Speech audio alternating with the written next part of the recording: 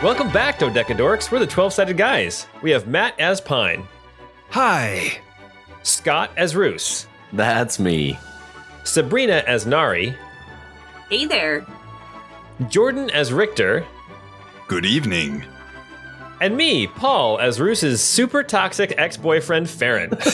He's come to get his college sweatshirt, some mail, and his old Tedward albums. You know, it's times like these you realize why you actually broke up, am I right?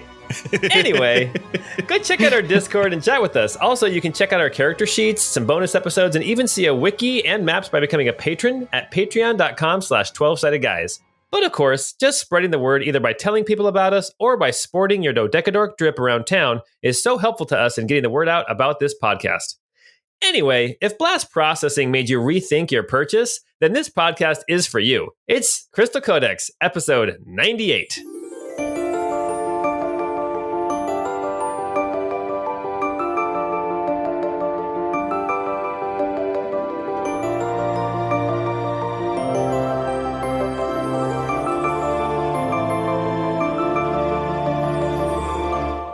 Do you guys think having a mind flayer for an ex-boyfriend is worse than a narcissistic ex-boyfriend? I don't know. I think mind flayers by nature are narcissists. So Yeah. You know what I think? You know what I think it is? Okay. So when I was a kid, the cool thing was to have a rat tail, but my mom would never let us have a rat tail. So I'm thinking that Farron's mom must have been extremely permissive to let him have a monkey tail. So he probably just never been told no in his entire life. That seems likely. Oh my gosh. it's a shame, really. It's a crying shame. Or maybe he's never seen the full moon, never turned into a big ape. Oh, that's true. There you That's go. true.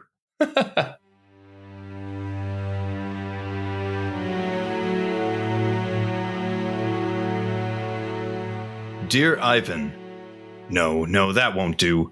Richter says as he crumples up the paper and tosses it into the fireplace.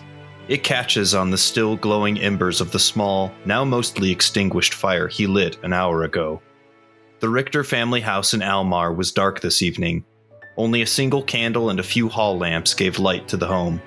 The flickering candle on the desk cast strange dancing shadows on the walls. Canvas cloths were draped over the various items of furniture, save for the desk set near the middle of the room, which had the cloth thrown to one half, leaving a space where Kalen currently sat. Pulling out a fresh sheet of paper, he dips his quill into his inkwell and begins anew. Ivan. Where to even begin, Richter thinks to himself, quill hovering over the page. It's been ages, and I apologize for not making a greater effort to search for you sooner.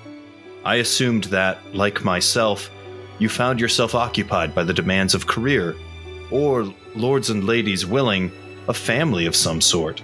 That would, at the least, provide a valid reason for our lack of correspondence over these past many decades. I'm not sure if you ever tried to reach out. I know that for many years I didn't. But now as I grow older, and as I spend more time in our family's house here in the capital, my mind is drawn back to fond memories of our youth. Kalen paused for a moment, his eyes staring blankly ahead, not really seeing the cloth-draped furniture in front of him. He was drawn back, chasing Ivan through the halls, while the smell of the kitchen staff's handiwork, making summer sausages and cheeses, hung heavy in the air. Ivan's laugh echoing around the corner as Kalen dashed afterwards, toy sword raised overhead. He chuckled to himself and resumed writing. With the collapse of the Empire, I thought I might find you. I hoped that you, perhaps, would find your way back to Almar. I returned to Almar after the shattering in part out of a hope that we would reunite, and in part because I felt that the cult of inevitability and the religion of the angel were a cancer that needed monitoring. I never could have imagined just how true that fear was, how well founded. I've learned things, Ivan, that have shaken my understanding and views on this world. I've learned just how involved the lords and ladies, or at least the inevitable, have been in the events that have shaped this world. And I have a duty now, a purpose, to assist my companions with every fighting ounce I have. I have to see this through to the end. If I could stay here in hopes that you would return, I would. But events have occurred here in the city which have left me compromised. My companions and I fought these demons or angels, well, heralds of the inevitable. We found that one in particular had been preying upon the people of the city. We managed to defeat it, but whatever the device was that this herald used, which must be quite old, remains still below the city, and the cultists also remain. Both needed to be addressed, and so we brought this to the attention of the people of Almar. We brought it to the very floor of the Senate. I didn't want to necessarily get involved, you see, Ivan. I've not been very well behaved when it comes to the governments of Almar. I've played a heavy role in destabilizing and sowing unrest. I felt that my voice would bring only deeper incredulity and skepticism. It turns out that this old fool couldn't remain silent, though. When my group brought up the topic of the cult of inevitability, a series of events were kicked off that were disturbing, to say the least. The priest figurehead and others began to openly attack not just my companions and myself, but leaders of both the high and low houses. They tried, in vain, to essentially overthrow the people's government right then and right there. Fortunately, we were able to thwart these plans. Unfortunately, it appears that the corruption may go deeper still, with many house members apparently in cahoots. But we were able to save some of the leaders from the Senate before it fully went ablaze. And you may recall my penchant for the dramatic. I may or may not have thrown a severed head of one of the perpetrators to the crowd to attempt to shock them into action. At least we have a few new powerful allies, and with any luck, and the blessings of the lords and ladies, Almar may yet find peace. Given my involvement in this kerfuffle, I've decided that it is best if I leave the city for a time. There have been rumors of tremors in Menorest, I believe near Colinium. Of course, I must investigate, and so I am packing up the home. Ivan, I don't know if you'll see this. I don't even know if you're even alive anymore. We've lost so much. Our estate near the Meuse is now deep under the sea. The entire region wiped from existence due to the shattering. A true pity. No one will ever again watch the lightning bugs dance over the languid flow of the Meuse at dusk. The sea swallowed our home, our lands, our very history, turning Menorest into an island and all but erasing our past. But if you do come back to Almar, and if you do remember our family's house here, and if you somehow manage to check this upstairs office, then you will find this note, and you will know that your older brother never forgot you, and he hasn't given up yet. Ivan, for what it's worth, I love you, and I hope you are well. Kaelin Richter. Kaelin quickly blots the paper, moving with practiced speed, folding the letter and stuffing it into an envelope. He quickly pulls out a stick of black sealing wax and seals the envelope shut, pushing his family signet ring into the cooling wax. With a swift movement, he stands, extinguishes the candle, and then covers the desk with the cloth that only half covered the desk just a moment before. Dropping the letter on the now covered desk, Kaelin walks towards the door. Pausing at the threshold, he turns back one more time, looking over the now dark room, furniture covered in cloth, valuables and belongings boxed and stored, embers dying in the fireplace, and then leaves, closing the door behind him.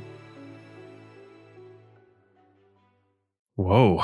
That was intense. Very cool. Secret missing family members. I want to learn more about Ivan.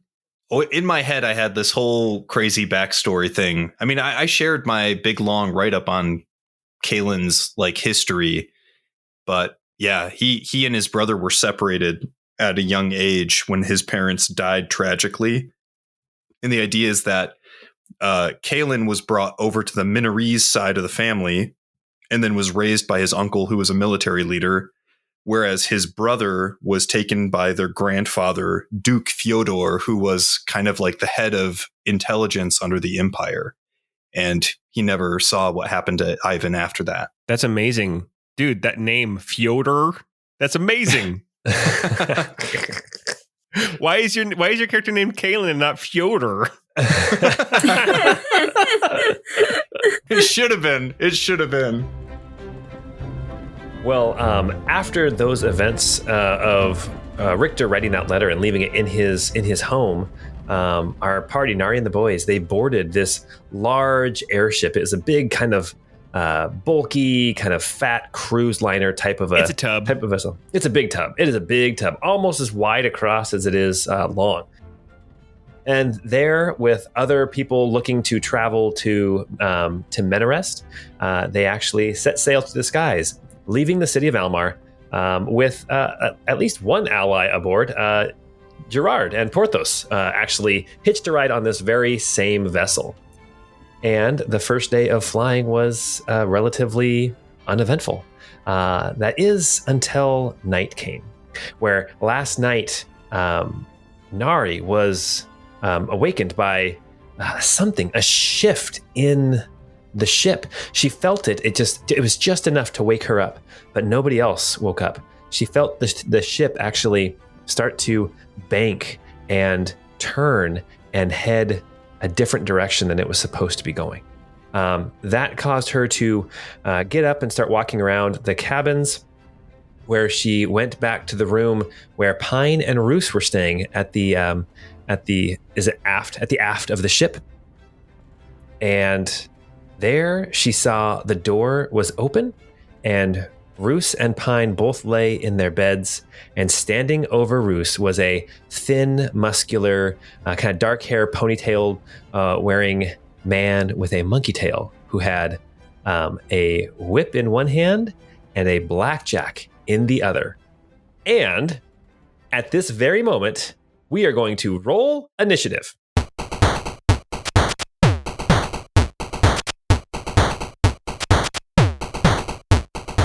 I'm trying to remember what my safe word was.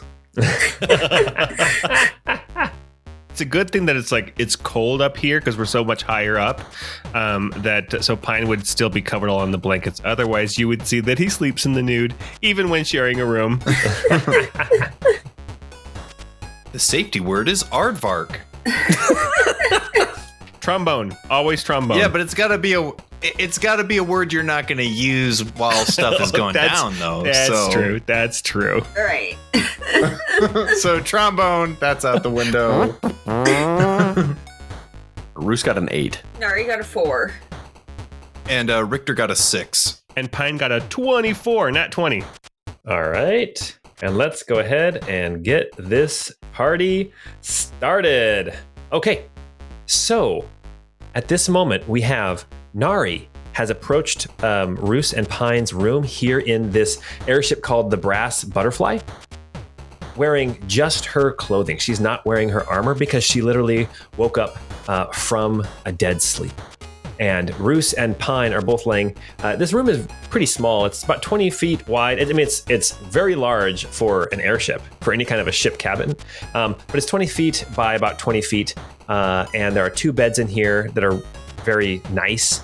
And there's some like a wardrobe and a stool. And Rousse is over kind of on the west side of the room, and Pine is on the east side of the room. And the door going into the room is on the south side of this room. Nari stands in the doorway, looking at Farron standing over Rousse. And at the top of the initiative 24, we have Pine, who is still asleep. Yes, I am. Nice. You already made perception checks at the end of our last session. What I'm going to have you do, Pine, I want you to make a perception check with disadvantage. That is an 11. Pine, what are you dreaming about? This is going to be one of those weird ones where, like, I'm headed somewhere specifically, and it feels really normal. Like, everything makes perfect sense in the dream, but like what I'm actually doing is, chasing down people, trying to, give them hot dogs or something. Yeah, it's the hot dog dream. It's the hot dog. It's a recurring one that Pine has, where he's very fervently like chasing people down because they forgot their hot dogs, and he's taking them to them. Oh, the classic. And you have hot dog fingers too. With the breeze kind of like going through his legs while he's sleeping naked with the silk sheets and everything. Is Pine yelling out in the middle of the night, "Don't forget the mustard"? Oh my goodness. Farron with initiative 20. It is his turn. Now, Farron does not know that you are there, Nari. So what he is going to do is, as he's got his whip in one hand and his blackjack in the other hand, he is going to... he can't attack with the whip because and that would make a big loud whipping sound. So instead, he is going to carefully wrap the whip around Rousse's neck, choking off the air, and then he is going to smack Rousse with the club. Oh my god, that does not look consensual. No. Aardvark! He gets advantage on this roll. Oh my gosh, that's terrible. Oh my gosh. What's your AC, Rousse, without armor on? Without armor, it's 15. Oh, jeez. Oh my gosh, he rolled a 12 with advantage. Oh. Does that mean I wake up? Okay, so here's the deal. So you will wake up, yes, but you have this this whip around your neck. I need you to make an escape check, difficulty 15. Acrobatics or dexterity? Acrobatics. Oh no, I only got a 10. Then I need you to make an intelligence save. Again, difficulty 15. Oh, that's not great. But I got a 19. Okay, so you are not stunned. That's good. He's very used to being woken up like this. Yeah. And He's like, not again. Typically, when he has something around his throat in his bedroom, it's hanging in the closet, though. He's like, Thursday already? oh my gosh. Oh my gosh. Did you guys ever watch Game Over, Man? Yes. Oh, Yeah, that was a good one. Not recommended for our younger viewers. It has Jill McHale in it, doesn't it? Yeah, I'm pretty sure he was in that. Yeah. Rousse, it is your turn. You wake up. You see eye to eye. You see Farron. You can see him trying to hit you with this blackjack as you feel that the whip come around your neck. You manage to dodge aside. It's still around your neck. You can feel power coursing through it, but you manage to not get stunned and actually dodge aside from the blackjack. So you are you're grappled, but you're not stunned. Okay, I am going to first off say, Mr. Pine, wake up. There was an excursion that wasn't on the list. We have some late night fun. And Rousse is going to reach his hand out and take the chakram from Squire and strike out at Farron. Now, when I'm restrained, am I at disadvantage? Well, you're grappled. Are you restrained or grappled? That's the question. Just grappled. Then grappled, you should be fine. You should have normal attack. Mm-hmm. Okay. Oh, I got a nat 1. So that's a miss. Oh, jeez. We are starting out this session with some huge rolls. I got a nat 20 on my initiative, but I was snoozing. I'm going to pull Gigi out and I'm going to say, Gigi, get him! And my bonus action, I'm going to have Gigi go and try and get him with her blue tongue. Oh, gosh. A 22 to hit Yeah, that will definitely hit. for 8 force damage. 8 force damage to Farron. Okay. And that will be my turn. Okay. All right. That will bring us now, after Rousse's turn, to Richter. Richter, I need you to make a perception check with disadvantage. Okie dokie. I am just snoozing away in the other room, and I rolled a 9. And you continue to snooze away. Just happy. Wait, you don't ask him what he's dreaming? Okay. Yeah, what's Richter? What are you dreaming about? Swords. Yeah, it's all about swords. He's like, he sees this like long, slender sword with this golden handle, and he's like, why, hello there. The sword looks over at him and nods, and he's like, do you come here often? You're so sharp. And the sword that he's married to and is there with him is like, what are you doing? And then he eats a sword for dinner. Yeah, it's very weird. It's very weird. I'm not gonna lie. Oh my gosh, that's so fun. Dreams are the best. Look at the forging on that. He's like, I mean, I'd handle that hilt any day. And then the sword he came with is like, you used to say that about me. Okay. He's like, you're not even full tang. Oh my gosh. The sword pours a drink in his lap and walks out. He's like, babe, come back, babe. Yeah, like a hot rod. Babe. Totally see Richter. Richter is totally the kind of guy who would call his wife or his girlfriend babe. Oh my gosh. Babe, come back, babe. All right. Well, okay, Richter, you continue to snooze. Nari, that brings us to you. You are standing right behind Farron. He still does not know that you are there. Okay, I am going to go in with my axe and attack 14 to hit. That will miss. Okay, I'm going to go in again with a nat 20 to hit for 30. Oh my gosh. Oh my gosh. Okay. And then I rolled a 10, so that should be 26 damage.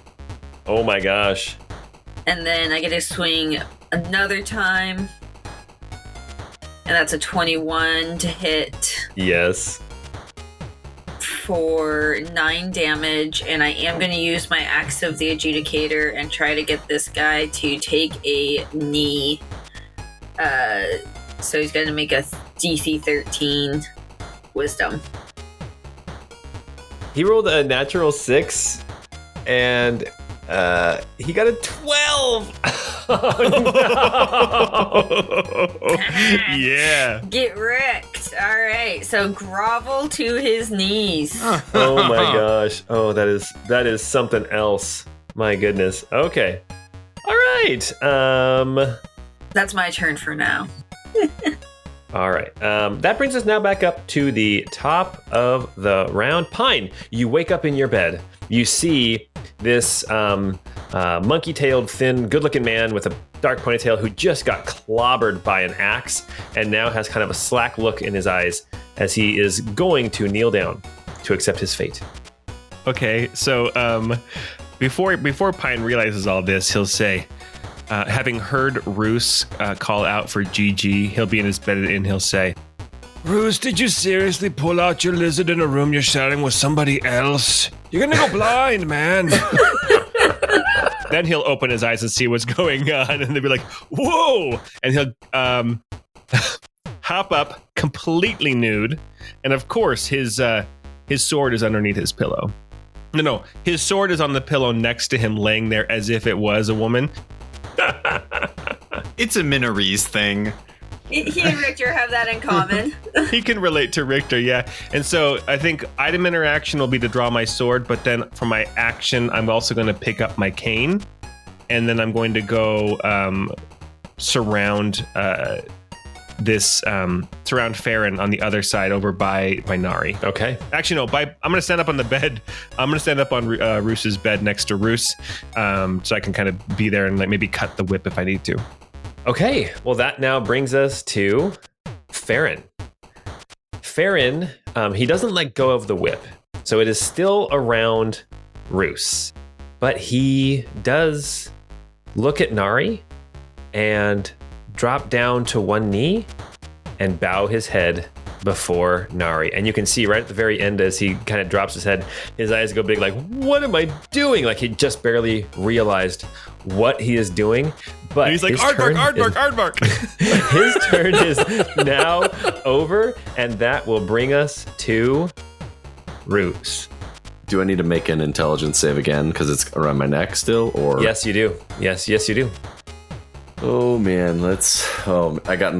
Go ahead and add 4 to that because you're within 10 feet of me. Oh, I rolled an 11, but plus 4 is 15.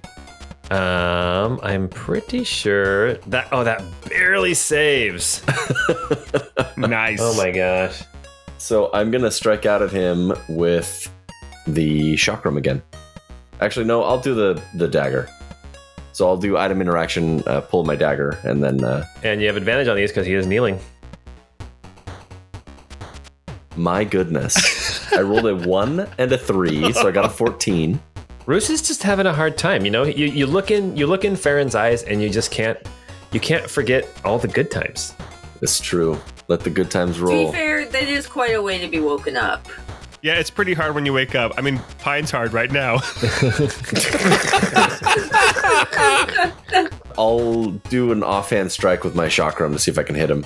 That one should hit. I got a 27 to hit. That will hit, yes. For 8 psychic damage and 11 precision, so 19 damage. Wowzers. And that will be my turn. Okay.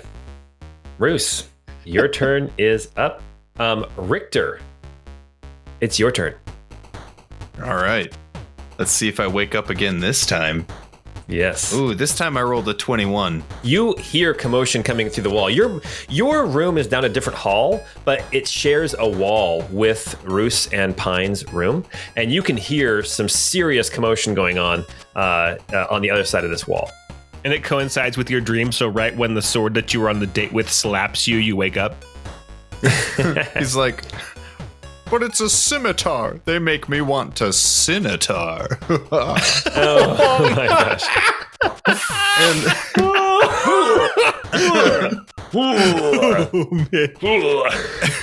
It's no wonder that Richter is single. Oh, yeah. If that's the kind of pickup lines you got, oh, geez. It's pretty bad. Hearing the commotion, he's going to roll out of bed and just grab his sword and sheath. Okay. Which is just kind of resting on the wall next to him. He won't have his armor on or anything, and he's just going to hop out into the hall and head down. Let's see. You can move about, I'd say 2 or 3. Yeah, you can get right about there. But actually, stop. Just a second. Go back up to your door, because let's say you've got 20 feet more of movement after that. Oh, okay. Yeah. Let's see. You see that there's somebody in the hallway. It's a youngish man, like in his 30s, but he's kind of looking around the corner of this hall, kind of at the commotion as you come out. So there's somebody else that's actually out here in the ship.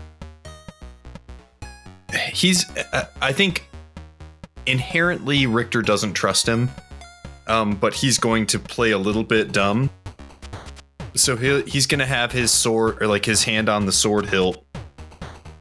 And he's going to walk up to this guy and say, "What's all the commotion about over there, friend?" Is that your whole turn? Yeah. Well, if I can, I'd like to ready an action to attack this person if he tries to run away from me or tries to attack me with non-lethal if it comes to that. All right. Well, it is now this person's turn. He hears you come up behind him and he says, I don't know. I'm going to go see what's going on down there. And he is not running away from you, but he is moving away from you. I mean, I think, does he have weapons? He's got, it looks like he's got a thin curved blade at his waist and, Oh, a scimitar. Maybe. How you feeling, Richter? Oh, really nice.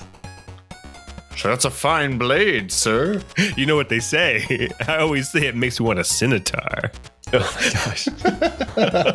Yeah, it looks like he's got a cloak on, but you can see a blade at his waist. That's what you can see. If you make a perception check, I'll let you see maybe potentially more. Oh, I totally want to see more. Only rolled an 11 though, so. Yeah. Well, it's pretty dark down here. Like the hallways are not really well lit down here, especially at night. So this person kind of walks away from you, just not running, just kind of moving away from you.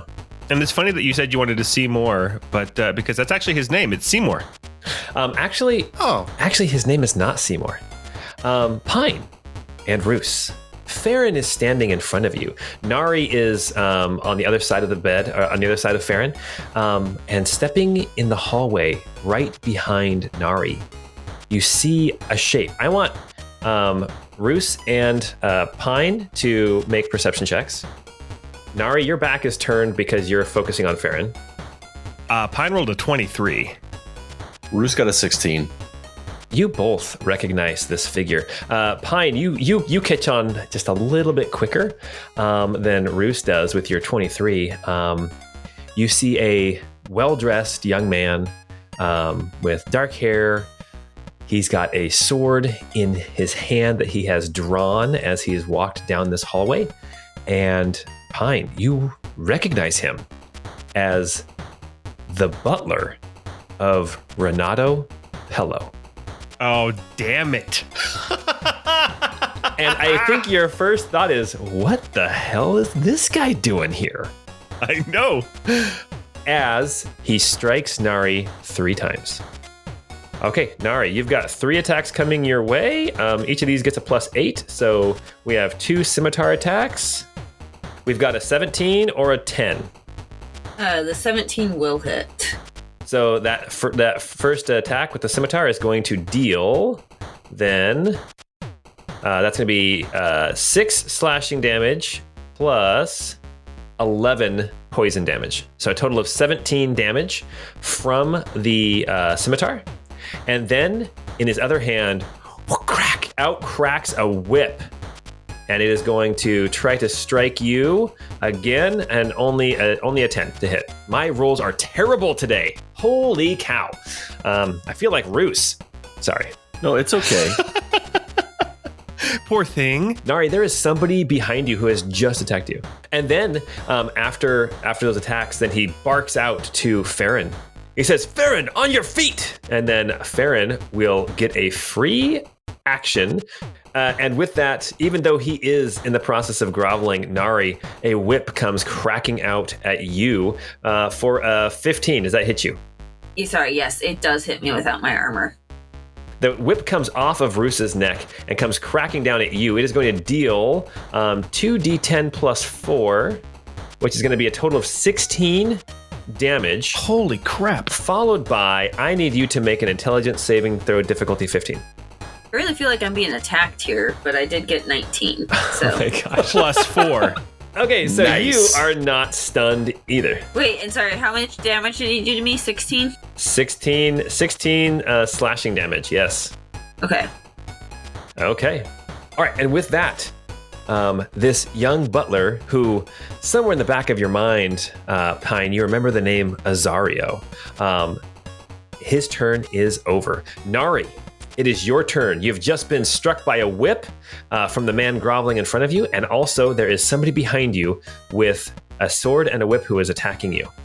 Okay, I think I'm going to leave Rousse to his lover and turn around and attack this gentleman in the doorway. Okay, So that is a 20 to hit that will hit. for 18 damage, Okay, and then a 28 to hit for yeah, 11 damage, okay, and one more time, an 18 to hit. that will hit. It'll hit. Okay, cool. For 17 damage. Jeez, you hit like a truck. Holy cow. And honestly, I'm kind of pissed off, so I think I'm just going to use my second wind and just go for it again. Or my action surge, sorry. And go for it again, because he pissed me off. That was not cool. Does 13 hit? Nope. Okay. Well, that's not starting off great. Oh my god. And then I had rolled a nat 1. Oh, jeez. That will miss as well. No. Oh, I let my rage take over and I really needed to calm down. How about 15? No. Oh, no. Oh no. All right, well, I think we all learned a valuable lesson here. Rage works well for your older brother, but not for Nari. That's awesome. All right, Nari, your turn is up. We are going to move back up to the next round. At the top, we have Pine with initiative 24. Pine, you have Farron, who is on his knees in front of you, kind of looking up with a panicked look at you. And we have Nari. I mean, especially considering the view. Oh, gosh. That's right. Oh, my gosh, I forgot. Yes, and then you have Nari behind you, who is facing off against a new opponent. Okay, well, I'm going to try to quickly subdue Farron. Again, I will be going non-lethal if it comes to it. So for my first attack with my Taborism... Actually, no, first I'm going to say... Just be aware, if you use magic, it can't be non-lethal. Oh, I was going to wake everybody up by doing thunder damage, but... Oh, Yes, I'm going to say... The storm blossoms and is restless, rending sky. So, and I'll do the rending sky technique. And then, so now my attacks. And if I hit, then there will be a thunderclap. First is a 26. I rolled a 16, but I'm going to add 10 to it. okay, very good. Well, why don't you go ahead and roll some damage? Okay, so that'll be 8 piercing, 5 cold, 7 radiant, 7 thunder. And on top of that, I'll say, unleash with precision, Swordmaster's Fury, and do, I rolled 2d8 and I got a 2 and a 1. So with 3 additional radiant damage. So here's what I'm going to say. This was so much overkill that He drops and is bleeding profusely, like bleeding from the ears from the thunderclap. Yeah, I mean, it is loud in this tiny cabin. Just boom. We're going to have Farron, I think, make some death saving throws. All right. Pine, you've got one more attack. I do. So now I will move around. I'll hop down off the bed, and everything will jiggle a little bit as I land. And I'm going to go over beside Nari, and I'll say, "Hey, Nari, how you doing?" And I'm going to attack the butler, and I'm going to say, "Azario, right? That was your name? What are you doing here?" And I will go ahead and take my second attack. That's a dirty 20 to hit. And that will hit, yes. For 12 piercing, 3 cold, 5 radiant, and a second level, Unleash with Precision, Swordmaster's Fury, for an addition, again, a 1, a 3, and a 4, so 8 damage on 3d8. Okay. This is fun. That's my turn. Okay, Pine, your turn is over. We have Farron is going to make a death saving throw. That's 1 in the positive. Okay, and that brings us now to after the thunderclap. Richter, you're kind of standing by the stairs, kind of at the bottom of the stairs that lead back up to the top, up to the above the what's the word I'm looking for? To the higher decks. Yeah, you're standing at the stairs that lead back up on top of on the top deck. You can just barely, out of the corner of your eye, see movement up there, up on the top deck. And as you glance up there, you see this figure. I'm going to show you real quick. You see an old woman, bent with age, and she kind of hobbles over to the top of the stairs and looks down at you, seeing you, and points a finger at you. And I'm going to need you to... Oh, I don't like this.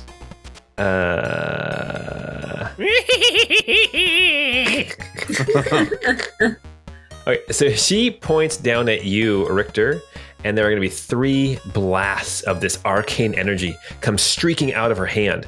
And 3 blasts add an 8 to each of these rolls. There's going to be, a natural 20, a 23, and a 27. I'm pretty sure all of those hit. Yeah. Whoa. I'm pretty sure all those are going to hit. Yeah. Okay. That is going to be the first one. Wait, so the natural 20, we'll save the natural 20 for last. Okay. I don't like this. 24 for the first one. Good Holy grief. crap. No, wait, no, scratch that. 28. The second blast is only 13. And the last blast is 31. Holy crap. Boom, boom, boom. I am in rough state, guys. Holy cow. You hear this frail voice call down and say, "Azario, we must get away." And then it is Rousse's turn. Rousse, you see your ex-boyfriend here bleeding on the floor of your room. All he wanted was his Tedward albums back, and then he would have left you alone. Yes, that's exactly right. That's why he jumped us in an alley a couple days ago, too. Rousse is going to step over him and say, "If Jaffa is with you, you'll be alive when we're done here." And he will attack Azario Okay, for a 24 to hit. that will hit. That does 10 radiant and 15 precision, so 25 damage on that strike. Okay. And then I'll have Gigi fly into the hallway to him, to next to Azario, and attack. Okay, And she got a 25 to hit that will hit, yes. for 7 damage. Okay. Not bad. And that will be my turn. Yeah, Azario's looking like he's taking a beating. All right, very good. Rousse, your turn is up. Richter, it is your turn. You are kind of separate from everybody else. You're at the bottom of this staircase that leads up to the upper deck, and you can see this venerable woman who just blasted you with arcane power, like an insane amount of arcane power just blasting down at you. and you can hear commotion going on following that man that you were talking to earlier. You can hear like fighting and sword play and a big thunderclap. So what are you going to do, Richter? Do you go up the stairs after this woman? Do you go around the corner, or do you run for your life? A quick question. How are we handling potion interactions? Is that an action or is that a bonus action? I think we've always done it as a bonus action. Okay, cool. I think what I'm going to do is... I mean, this could be real stupid, but Richter is pissed, and he's gonna head up the stairs after this lady. Can he make it there? Careful, don't let your anger consume you, Richter. Is she within 30 feet? Yeah, this is 5 feet of movement right to here. She was literally standing right at the top of the stairs. So you can literally you go up the stairs 5 feet, and you're now on the upper deck, and you can see that she's standing right there at the top of the stairs. Okay. Richter is going to rush up the stairs and make a couple attacks with Koenig's S-Stock. Yeah, Koenig's kind of powered up S-Stock at this point. It is indeed. And so the first hit will be a 27 to hit. That will hit. And this will deal 16 damage, 5 fire damage as this burst of flame erupts as it makes contact.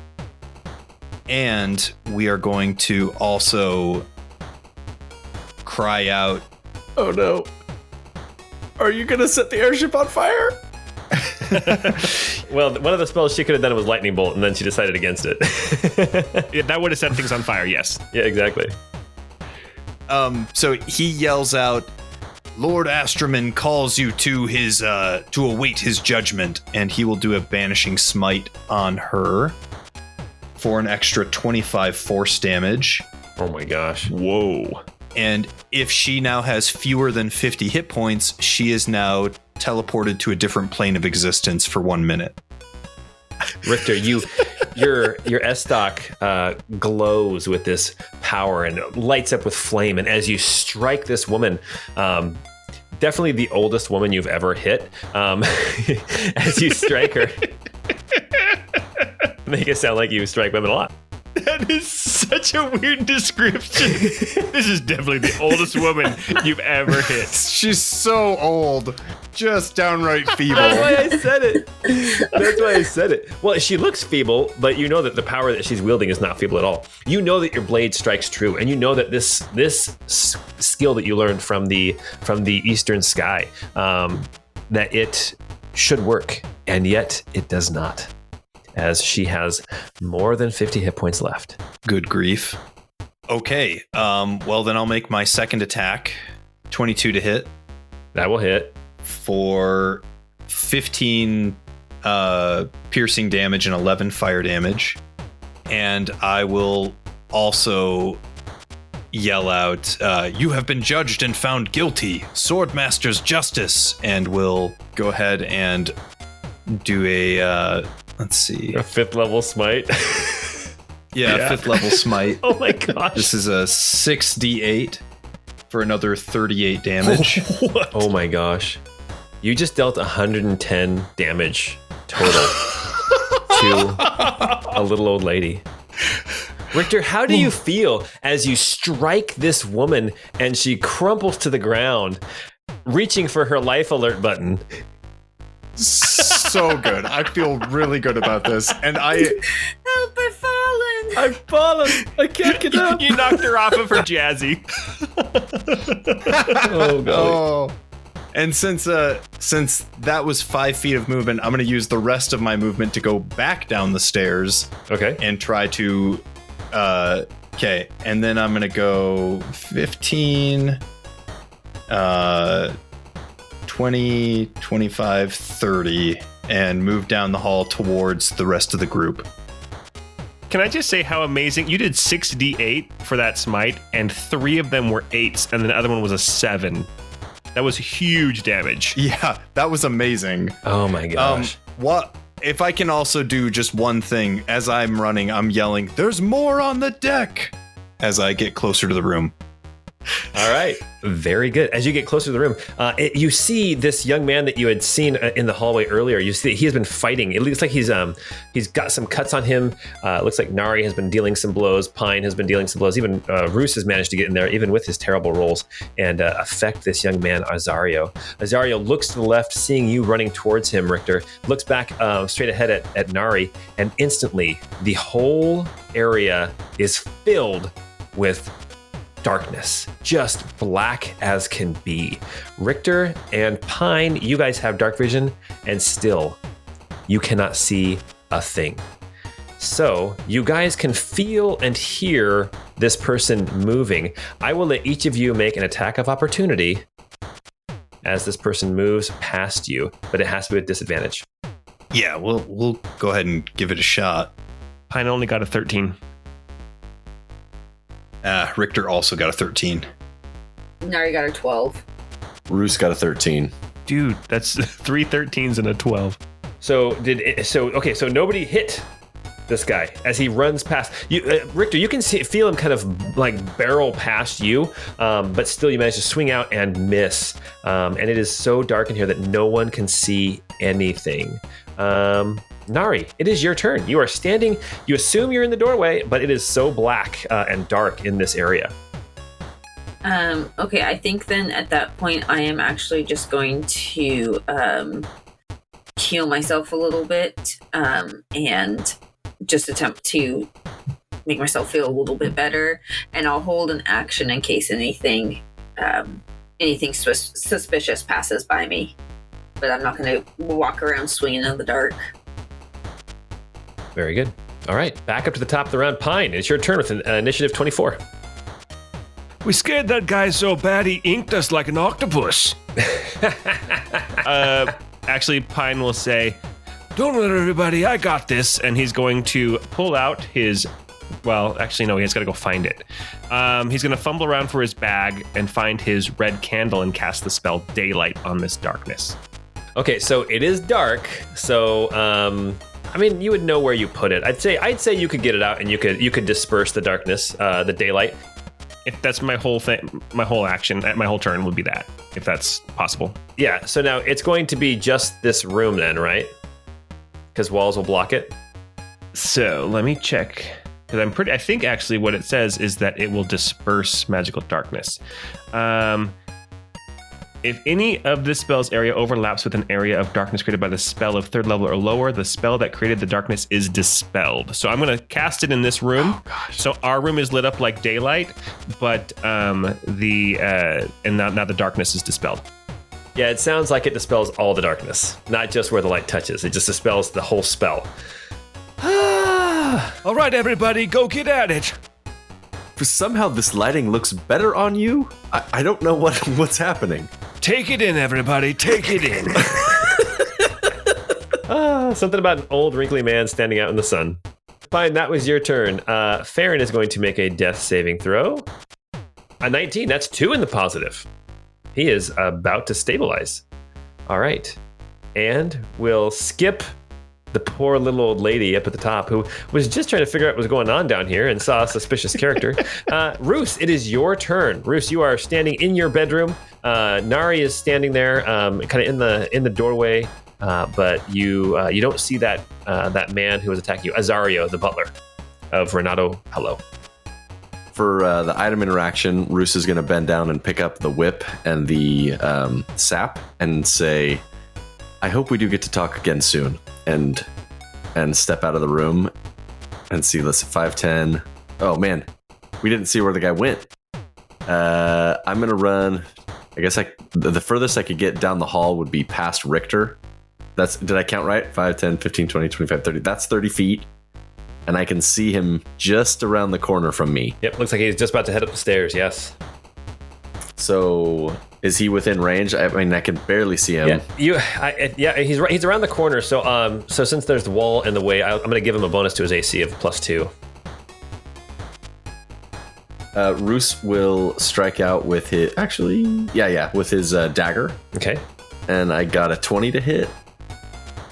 Rousse, as you strike out, suddenly in your mind's eye, you see kind of superimposed over this figure fleeing from you, kind of this big, large golden scale. And it starts to, on one side, drop just a little bit. I need you to roll a d10 and subtract it from 20.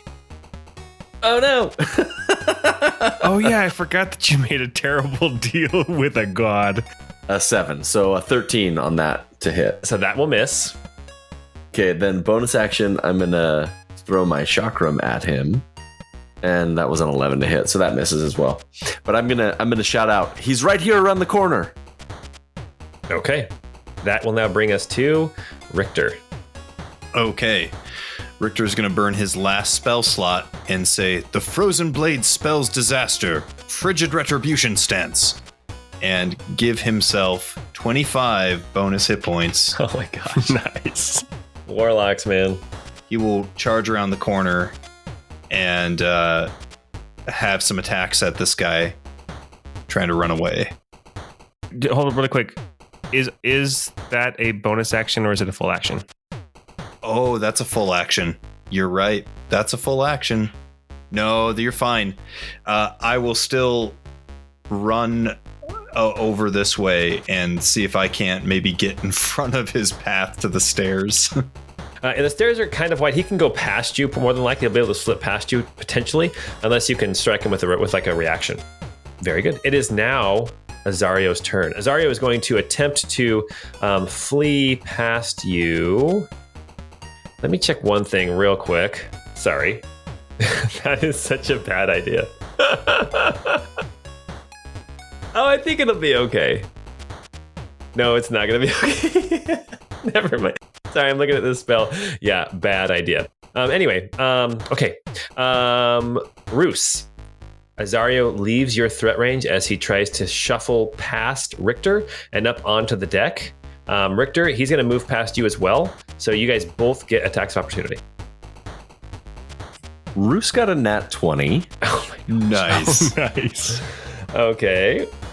That will be 17 radiant damage, 28 precision Okay. for whatever that maths out to. Huge damage. All right, Richter, he's moving past you. This guy just took a huge hit. I had rolled in, right before Rousse's data took up all of our or our Roll20 screen. And none of it was helpful. Couldn't read any of it. I rolled an 18 to hit. Okay, and with his reaction, he swings his scimitar back behind you and attempts to parry your blow. You rolled an 18, so he gets a 19 to his AC and manages to move past you. So that's Oh, dang. 5, 10, 15, 20, 25, 30. He didn't use his action, did he? No, he did not. Otherwise, I was wondering why he didn't disengage. And that will now bring us down to Nari with her initiative of 4. It is your turn, Nari. You can see again. You've got still Farron laying on the floor in here. You've got Pine standing naked kind of close by. You can see Gigi floating out in the hallway. And you hear the sounds of running footsteps. Hearing Rousse shout something, Nari is going to take any advantage to run out of the room with Pine's nudity. Okay. Into the hallway here, and she'll shout kind of over her shoulder, be like, make sure that one, glancing at Farron, doesn't, pull anything fast on ya. As you run into the hall real quick, you can see that the door across the way opens up and Gerard's standing over there. He's like, my friends, what's going on? No time to talk, Gerard. Is that Porthos in the room behind him? Yes, it is. He squeezed through a 5-foot doorway? You can see behind Gerard that there is this massive woolly ox just chilling in this room. This is the other big room in the airship, and it is filled up with a woolly ox. All right, so now you've used 5 feet of movement. I am convinced that Gerard knows enlarge reduce. So I'm going to use my movement to run up by Rousse and Richter here, and I'll just say, which way did they go? Up the stairs. If you want to use the rest of your, you can use your action to move again and get upstairs if you want to. Yeah, I'm going to use my dash action to move to try to follow him. You get up to the top of the stairs. Nari, make a quick perception check. As you get to the top of the stairs, you see this crumpled, old, very just kind of pathetic-looking figure of this pathetic, not like she's pathetic, but just small and tiny and frail, lying dead at the top of the stairs. Oops, sorry, I rolled wisdom, but so that should be 24. 24.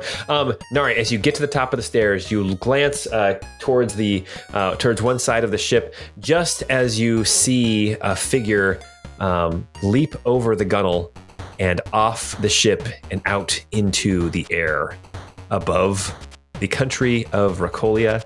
And with that, we are going to cue victory music.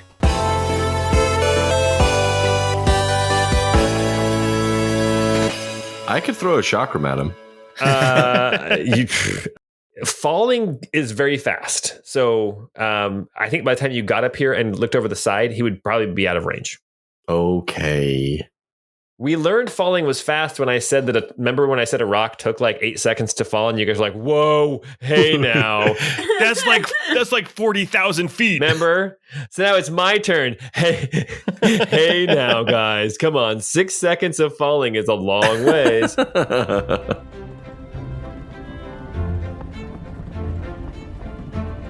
Okay, well, very good. So here's what we have. We have Nari is up on the deck. Nari, you can see that the captain, this kind of older man, white hair and beard, he's kind of like holding his head and kind of shaking it as he's standing at the wheel. And as he kind of looks around and realizes what's going on, he shakes his head and he starts turning the wheel to get the ship back on course.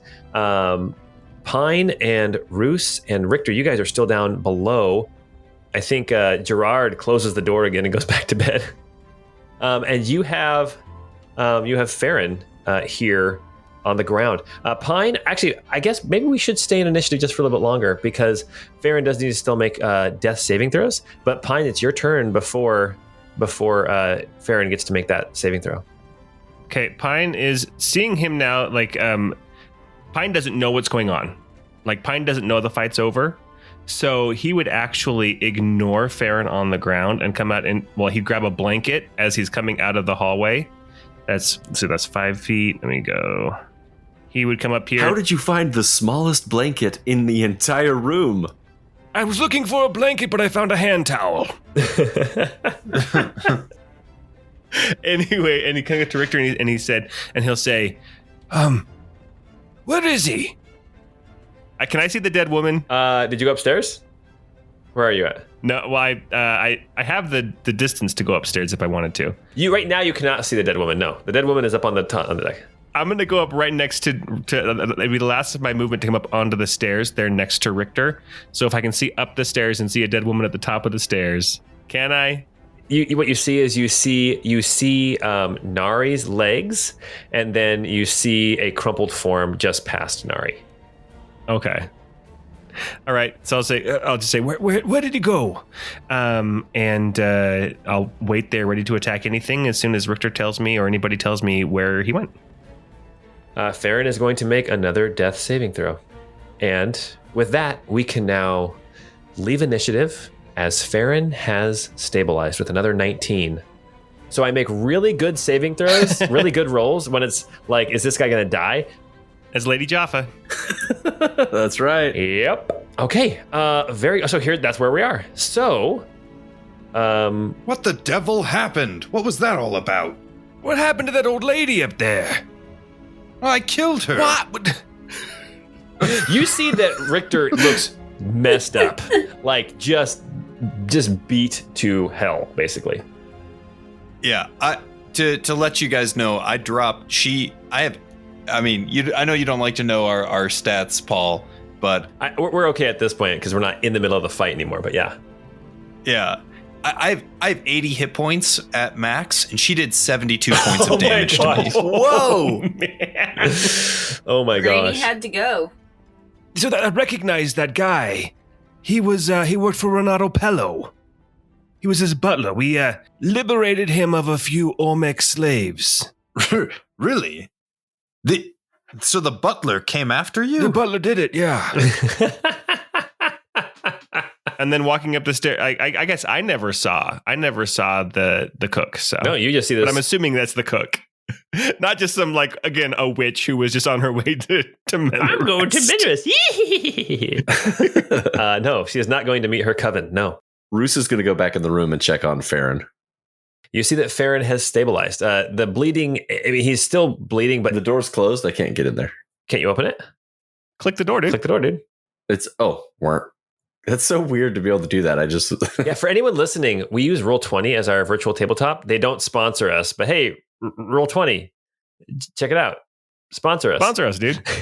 Sponsor us. Just do it. Everybody's doing it. They recently introduced doors, and so now with the maps, when I do all the dynamic lighting, I can put a little icon there that's a door, and when they click it, it actually opens the door and it removes it makes it so you can actually see through it. It's really a very cool update for Roll20. So I'm very happy with that.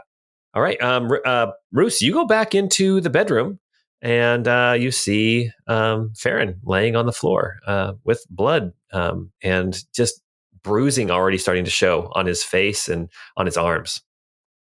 His tail lies limp. Okay.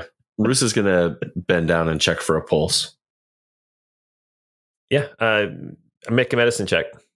I'm not trained in this. Ooh, but I got a 13. I'd say with a 13, you can tell that he is breathing. You can see his chest rise and fall. And you can see just the tiniest little twitch at the tip of his tail. Rousse is going to take off his armor and anything that's in his pockets and then tie him up. All right.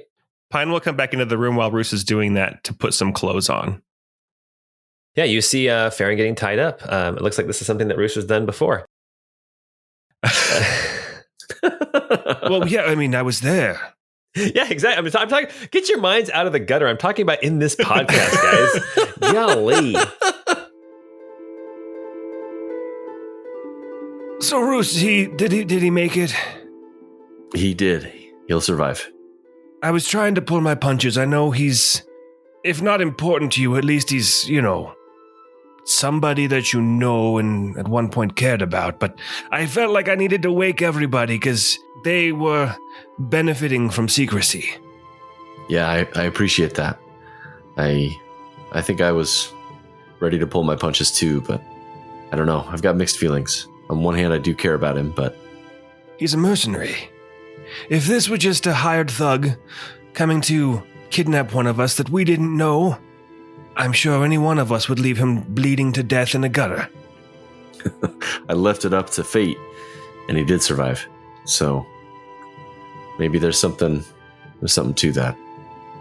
Maybe. But Rousse, you have power in this situation. If you wanted to end his life right now, I wouldn't stop you. But it'd be your choice. You're really quick to give away all the credit, and I don't want you to start giving away all the responsibility either. Well, what would you do? If I kill him now, he will never come and chase me again, and he won't try and interfere with us with our goal of ending inevitability. But if I do kill him, that's me deciding to end his life. That's right. It would be your choice to decide to end his life. Or at me, I'm a softie, but again, I'm a military man. We killed on the battlefield, but once the battle was over, we took hostages. We traded prisoners. If it were me in your position, tying him up, putting him somewhere where he definitely can't come after us, that would be what I would prefer, but this is about you, not about me. He's coming for you. The rest of us are just in his way. Yeah. I think given the news we've received from Tabery, I don't know if there's going to be enough financial backing to pay for this contract, given the walloping that Tenna's people took. This is true. Maybe I'll talk to him about it, and I'll let him decide what I do with him. Do you think there's any way to reason with him? I mean,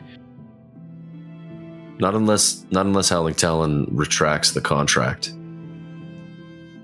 I guess it's a sense of honor in a way, but his duties to the contract. But I just can't get over the fact that contract is money. So ultimately, his duty is to money, which I can't get behind. Richter has kind of walked down the hall and has been overhearing some of this conversation. And when there's a pause, he interjects, and he's trying to be as serious and sensitive about it as he can. But he basically says, if you would like me to dispatch this person, I am willing to do that. I thought he was going to come in and say, hey guys, I killed an old lady. I can kill this guy. I just killed an old lady and it was totally chill. So, and it was really easy. So I think I could take this guy on. I think I could To be take fair, him. it's really, I didn't realize how lucky Richter was that he got her in one round, because she can do some serious damage. So, yeah, Richter, are you going to come in here and make a Spooky Boy 2.0? Only if Rousse wants me to. Wouldn't you have to be a subject of your Hexblade's curse? It's just whenever I slay a humanoid, I can. Oh, really? So you could have brought that old lady back. I could have done the old lady. It doesn't even say it's an action, which is what's weird. Okay. Just part of that killing blow just sucks their soul out. Yeah. That's really cool. Well, I mean, so do what you want, Rousse. If you want Richter to help you, that's fine. I mean, that you really, really focused on the Lord of Justice, and I don't know if you know about how the Lord of Justice is worshipped in Menorest, but it's punishments, just punishments. It's executions, and it's accepted.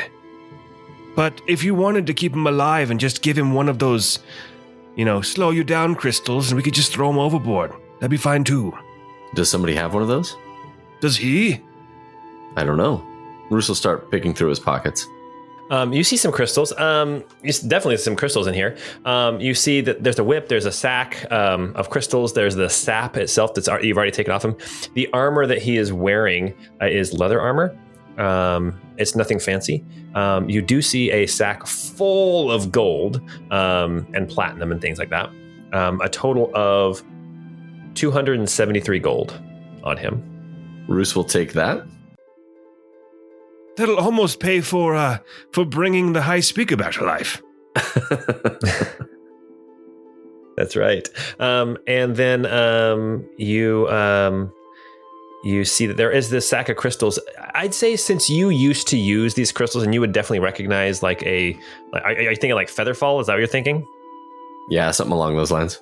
Mm-hmm. You would recognize a Featherfall crystal. However, I don't know how exactly this works in game, but you can't do that anymore. Like you don't have you're so out of training that you know that he would have to do it himself. Yeah, that's fine. Here's what I'm going to do. I'll have Gigi heal him a little. I'll take all of his money, all of his crystals, all of his weapons and tools, and maybe his clothes. Give him one Featherfall crystal. Wake him up. It's not so bad being naked. and Pine is getting dressed right now, and actually he just put on a shirt and he's done. A very short shirt. Winnie the Pooh. Oh my gosh! Exactly. Rousse will throw him off the ship naked with just one Featherfall crystal.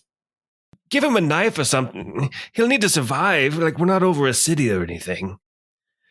Oh, actually, make sure we're not over water either. That could be disastrous. At this point, you guys are one day out of Almar, so you guys are still like you're like you're not even one day out. You're probably like 50 miles outside of Almar. So you're not exactly in you're over like forests and stuff, but you know that the nearest civilization shouldn't be too far. So when are you going to wake him up? Are you going to wake him up now, or are you going to wake him up above right before you toss him over the side? How many days are we traveling? I think we said 4. On day 2, I'm going to throw him overboard. So you're going to let him. So day 2 starts in a couple hours. So you're just going to let him sleep, like stay unconscious until he comes to naturally. Yeah. Maybe that's the plan. When he comes to naturally, I'll tell him that I'm going to throw him overboard. All right. He is tied up and bound next to this bed. There is also somebody else who is dead on this ship as well. If you guys wanted to go do something about the dead old lady. I was going to say I would like to head upstairs and kind of inspect her body and see if I can find any goods on there. Kind of loot a little bit. Yeah, Richter's going to go help. Yeah, as you start going through her body, you guys don't need to make an investigation check. She's not trying to actively hide anything. You see that she's wearing like just common clothes, just like a sturdy worker's clothes. Something that you might see like somebody who does laundry, or maybe somebody who does like works as a server at like a tavern or something like that. Nothing fancy, nothing special. But you find a couple of pouches on her. One pouch is full of like odds and ends and trinkets, and you realize it's like a spell component pouch. And the other pouch is full of platinum. You actually find in that pouch, oh my gosh, you find 96 platinum. Holy cow. Oh my goodness. Yeah, let's go. Nari, we don't have to tell them about this platinum we just found. She just cashed in her social security check.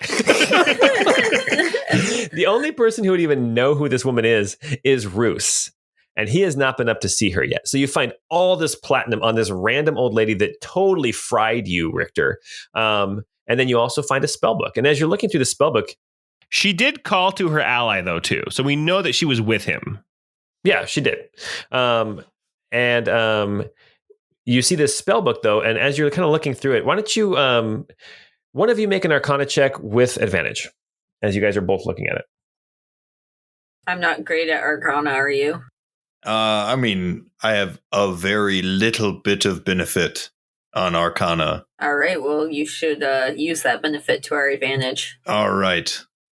We'll give this a shot. I got a 9.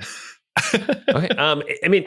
This book looks like it's been used, like it's an old book. You can tell it's a spell book of some kind, but it is almost completely full. And you can tell that like some of the earlier like spells in there are written with like a sloppier hand. And then as you get further and further into the book, you can see that there is the penmanship gets more intricate and more elaborate, and also very much more refined and careful. And like I said, the spellbook is almost full. That's about all you can make out from this. I will say this. I don't know a whole lot about what's in this book, but clearly it is filled with information which any practitioner of the arcane arts would probably appreciate. So I'm going to take this along as well. I thought you were just going to leave it at the word information. There is a lot of writing on these pages, as you can clearly see. There's clearly information here. So the captain is there standing at the helm, and he's still rubbing his head a little bit. And he says, "Ho there! Who's that woman? Who's that girl?" We were hoping you might be able to tell us. He said, "Well, she was a passenger, and she came up and I think she beguiled me. I think she what's the word for like cast a spell on me? She ensorcelled. Yeah, I think she no, that's the word he would use. That's exactly right. She said, I think she ensorcelled me. I started turning the ship. It just seemed like the right thing to do." It's a legit word, guys. She ensorcelled me a little bit too. She was ensorcelling everybody. It was wild. Do you know anything about who she was as a passenger? He gets the ship kind of on the right path, and then he steps away, and back behind he kind of goes to this little hatch, and he calls down in the hatch and he says, "Oh, get up here." And then a little bit later, a sailor comes up and actually takes over at the helm, and then he walks over to you, Richter and Nari, and he says, "Let me get the manifest, and we'll see who this person is." And he kind of motions for you guys to follow. and he takes you down into the hold where you guys were before. Am I with them at this point? I think this is all happening at the same time. You guys are trying to decide what to do with Azar or with Farron. Okay, perfect. The captain takes you around to his room, which is actually surprisingly small, kind of over around the corner, away on the other, on kind of the opposite side of the ship from the nice fancy rooms that Pine and Rousse are using. And he takes you into this small little room, a small little bed. I mean, he's not a very big guy anyway. He's like, I think I described him like 3.5 feet tall, not very big. And he reaches underneath the bed and pulls out this big, thick book. And he starts to open it up. And you can see like dates are written at the top. And then he turns to the last page that has writing on it. And he starts looking through. And he says, it says here her name is Mona. And she got on board with 2 men, Farron and Azario. And it looks like Azario paid for the whole trip. So they were heading to Colinium on business, they said. Yes, I think we may have been the business that they were intending to deal with. Well, where did you pick them up? Did you pick them up in Almar? Have they been on the ship for long, or? Yeah, my ship was empty. We had a complete turnover in Almar. I fly back and forth between Almar and Colinium. This is kind of my route. Interesting. The expressway. Occasionally I go across the strait to Barrister, but not very often. Understood. Well, if any information comes to mind, anything you noticed, any associates that you may have seen them dealing with, or special requests that they made, if you could let us know, that would be very helpful. We want to make sure that we understand the nature of what it was and why they attacked us in the way that they did. Did any of them choose the vegetarian meal? I think it would also be good if we could check their rooms just to make sure that they don't have anything malicious in there. Would you mind giving us a key? Well, certainly. He hands you a key, and he actually looks at the manifest again. He tells you which room is theirs. It's just a small room. Actually, it's actually the room right next to Richter's. Yeah, and then he says, by the way, I think we need to get rid of the body. It's going to start to stink. So if anyone wants to say a few words, we're going to toss it overboard. That's no problem with me. I'd prefer it if you checked in with our comrades in the basement before you got rid of it. There might be something important on there that we missed. Oh, well, have them come talk to me then. I am the captain of this ship, as you know. And then he walks away and then goes up the stairs, back up to the top deck. All right. And as that is happening, Rousse, you have finished kind of tying up Farron. You and Pine have finished your little conversation. And what do you guys want to do? It's early in the morning. It's got to be like 2-3 o'clock in the morning. Still dark out. Pine has put on the tiniest little briefs. Well, shall we go find our colleagues? I mean, he's probably I don't trust him. I don't. I'll watch over him. Why don't you go find the others? All right, I'll go find the others. And Rousse will step out onto the deck and look for the captain.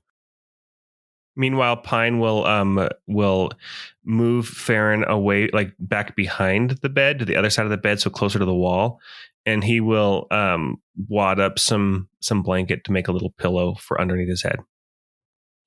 Pine, why don't you make a medicine check as you're doing that? All right. It's a 19. 19. Okay. It looks like he is stable, but he is going to be out for hours, more than likely. Like he will not wake up anytime soon. Okay. Yeah. So then I'm not worried then. I mean, mechanically too, it's you wake up from unconsciousness after an allotted hours, and you haven't got a long rest at that point. You'd still need a long rest to get any hit points back. You just wake up with 0 hit points. So I did roll to see how many hours it's going to take him to wake up, and it's a long time. And with your medicine check, you can tell it's going to be probably around 8 hours before he wakes up. Oh, wow. Okay. Rousse, you go up the stairs to go look for the captain. And at the top of the stairs, you see there's a bunch of sailors kind of standing around the body of this old woman. And you instantly recognize her as Mona, the cook in Renato Pello's mansion, the one that you on purpose tried to annoy and succeeded, the one who could not see through your glamour. And I would imagine now that you kind of have seen what she was capable of in dealing with Richter, I mean, I'm not going to make you make like an insight or arcana check. You just instantly kind of break out into a cold sweat, realizing just how close you came to blowing your cover around a very powerful spellcaster. Rousse will chuckle and say, I guess Lady Jaffa was at my side right there. And he'll step over her and move towards the captain. He's this short man just up there manning the wheel. He looks tired, but he looks very purposeful at this point, very driven. Rousse will hand over 15 gold to him and say, I'm sorry for all of this mess. Hopefully this will help with the cleanup and any repairs that you need to do to the ship afterwards. What'd you do to my ship? Oh, we didn't do anything, but there's blood all over the stairs right there. And in my room, there's quite a bit of blood all over the floor. All right. Well, he pockets 15 gold. He says, I appreciate it. Your friends had mentioned something about checking out this woman here, this corpse. We're going to toss her overboard. So if you want to check anything before we do, now is your last chance. I recognize the woman, but you can throw her over. And then he kind of motions over to the sailors, and two of them take her, two by the hands, two by the ankles, and heave ho, over she goes. And Mona, the cook of the Pello Manor, is over the side and out of the game. Now, the real reason I'm here is the list of excursions that you have. I wanted to see if any of them were going to be delayed because of the events of tonight. He's like, no, we should still be making all of our stops at the appropriate times. And excursions. He's like, excursions? You mean when we get to Kalinium? Because this is a nonstop flight. Yes, when we get to Kalinium. Yeah, exactly. When we get to Kalinium, then you can excursion right off the ship and go do whatever you're going to do in Kalinium. Yes, exactly. Zip lines. Perfect. All right. We are going to, is everyone going to just take a long rest now at this point? After hearing from Pine that it seems like everything is under control with Farron and he is out for the count. Is there anything anybody wants to do before taking a long rest and hurling Farron over the side as well? I think I want to check out the rooms. Yeah. Okay, yeah. You have the key to the room. So Richter and Nari are going to go through the rooms. Why don't you make an investigation check with advantage, as you guys are both kind of tossing. It's a pretty small room, but it's there's places to hide things, that kind of thing. Sure. I rolled a 24. Okay, with a 24, you find a pile, actually of 490. No, sorry. Let me do the math here. Yeah, you find a sack with 490 platinum tucked in underneath one of the beds, and there is a note with that bag. What does the note say? So as you pull the note out, you see that it has a seal on it that has been broken, but the seal itself was of a running, galloping horse. And as you pop it open, you can start to read it. As you read through it, you see it is written in a. You can see places where the pen, like the nib of the quill, has poked through, and you can only imagine this was written in anger or with a lot of force. And basically what it says is, use this money to find those fools who thought they could oppose me. Hire an army if you need to, but I want the man of Menorest, his manservant, that red-haired woman, and the malfunctioning deacon found and brought back to me. And then signed Renato Pello. Looks like we got a bee in his bonnet. Pine comes into the room and it says, wait, did we rob him twice? Are we serious? Oh, wow. The second time was even on an accident. The first time he just robbed him of some deacons. He didn't take any of his hoard. I don't remember if it came through in the podcast or not, but I showed our players in the mansion the map, and I showed them one of the rooms that they did not go in, and it was full of gold, just full of money. And I think that got people thinking that maybe Renato Pello was a dragon. But honestly, he's probably just a guy who got really, really rich and has no idea what to do with all that money. Nice. Speaking of riches, so 400 and whatever was 90 platinum, I think, which is basically 4,900 pieces of gold. And then what was it? 49 or no, 96. No, that was the 490. I think that Sabrina was already doing some calculations. Sabrina and Rousse have already given us all that money broken out. So 24 platinum from the first, and then 68 gold, and then 122 platinum here each. Okay. What's the total then for each of us? So 146 platinum and 68 gold. Hey, Gerard, are you asleep? My friends. It's like Beetle, where he just kind of gets up off the ground and puts a little tray in front of himself and says, we must have been married in a previous life. Yeah. Hey, Gerard, I found this cool bug. As you guys prepare to get a long... Sorry, you found this cool bug. Oh, gosh. Come on, because Beetle collects the rhino beetles. Yeah.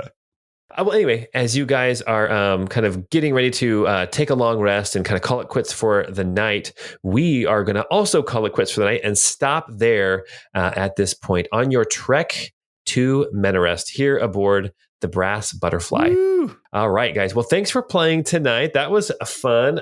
My bad guys, I mean, one of them did really well, and the other two did not do nearly as well as I thought they were going to. I was so worried about Richter. Oh, gosh, man. Oh, golly. Yeah, me too. Well, it was the crit with that arcane blast that she did. So anyway, well, very good. Okay, guys. Well, thanks for playing. And if you like what we're doing, which you obviously do, because this is like episode, 97, I think we're on? No, 98. 98 episodes. We are approaching 100 very shortly. So go check out our Discord. Come chat with us and tell us some of your theories about what's going on, or some of your like fan art, that kind of thing. Also, don't forget we do have a store. You can get T-shirts and steins, that kind of thing, as well as sometimes I do stream on Twitch. So come get some spoilers where I make maps of things that are coming up in the campaign, and you get to hang out with me and maybe give some ideas or some recommendations about something you'd like to see on a particular map. Anyway, until we get together next time, we hope you have a great time.